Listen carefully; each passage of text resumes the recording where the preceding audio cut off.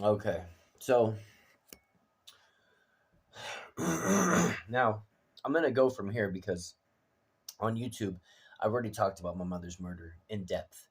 I brought up a lot of things about that. And that's when I first started ever making videos, was when I started making them videos. And I did it out of the context of seeing what was happening and seeing the truth with my own eyes and wanting it to get out.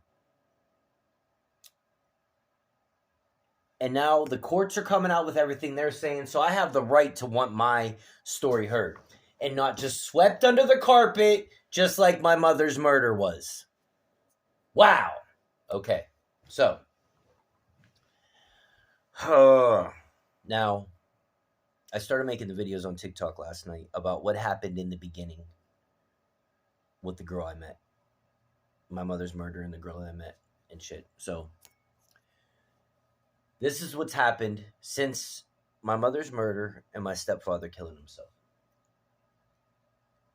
Well, this is what led up to that. Let's say what led up to that, because this is how shady the whole case is. This is how hush hush this whole case is. They don't want it to move forward. It implicates a lot of shit and a lot of people. So, I've been going back and forth with my mother's murder for 20 some years now, and nobody wants to hear me. Nobody would listen to me. Anytime that I'd call over there, I'd get blown up. They'd yell at me. They'd hang up on me. They'd tell me they had other things going on. It was a cold case, blah, blah, blah. So during the investigation of our government with the censoring online, when they're in 2021, when they're tapping my phone and they're in my phone,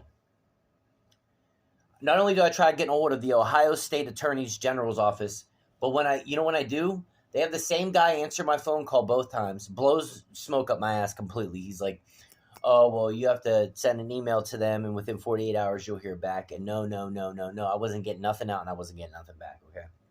So they didn't want it to get out because they were trying to worry about their investigation, which was frivolous. It was BS. It was BS, or else I wouldn't be making these videos.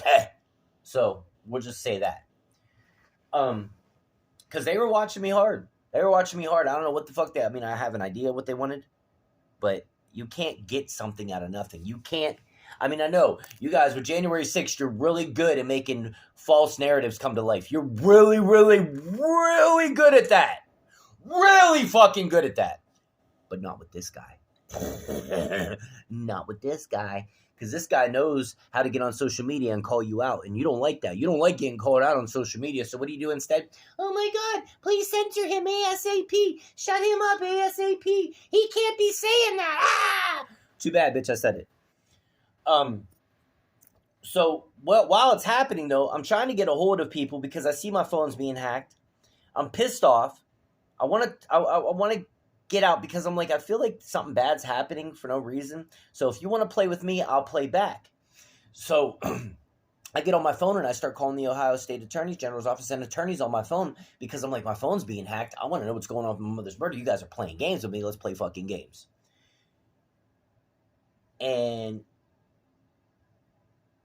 they whisper to each other while I'm on the phone with them. I end up hanging up on them. I'm like, this is ridiculous, right? Then the Ohio State Attorney, some guy that sounds like this, kept answering the phone. And that's what blows my mind too, is they were letting people like that work for them. Like, I'd like to meet that guy just to see what his whole structure was about. Because he really sounded like this when he answered the phone. I'm not joking. I'm not making a joke there. I'm telling you, it sounded like they had somebody with Down syndrome working for them. So let's get past that. Now, I'm sorry when I get angry because I'm visioning it again in my head on how it happened, and it's bothersome. It's really bothersome. So all that's going on, right? Now I'm at the methadone clinic, trying to get help at this methadone clinic, and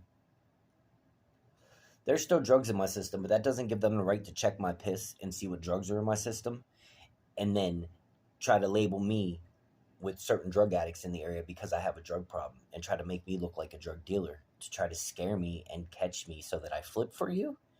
Bitch, I'll flip for you. Here I am flipping for you. Do you like it? Do you fucking like it? Anyways.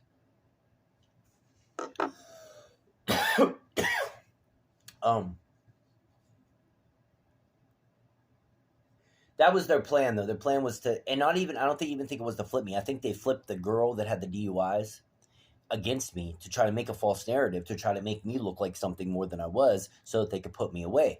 And I think I know what their reasoning is. This is all petty. It's all petty, and it all stems off of one thing, which makes it really fucking bad for you guys. Because they let it happen. You let it happen. Now, I'm calling them out on social media in 2021.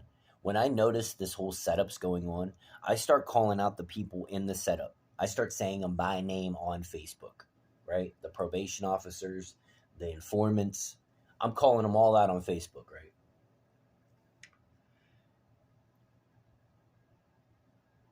When I called them out, I had them up on Messenger at the same time on my Facebook. I had them pulled up on my Messenger.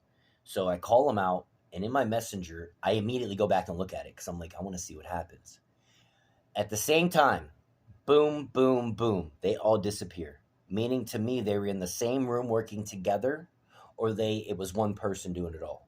One of the two was going on. There's no fucking way 3 people that shouldn't be connected to each other at all, when I call them out and say you're setting people up, you're falsely accusing people, you're trying to set people up, they owe shit and just drop in front of me.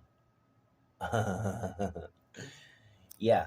So at that moment, I'm like, wow, this is really happening. This is really happening.